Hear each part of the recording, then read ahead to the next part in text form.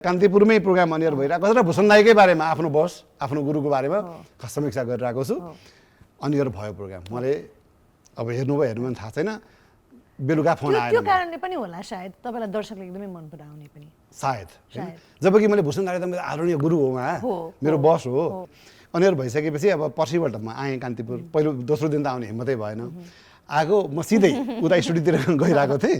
ठ्याक्कै त्यो माथि उसमा बसेर भूषण दाइ चाहिँ गफ गरिनु भएको ल अब कसरी फेस गर्ने त्यहाँ, कराउनु चाहिँ पक्कै पनि भन्ने होइन, जान्छु जे पर्ला पर्ला भनेर आँटो गरेर भरे त भूषण दाइले भनेर बोलाउनु भयो। अब बुढा मार्ने भयो भन्ने भयो मलाई होइन।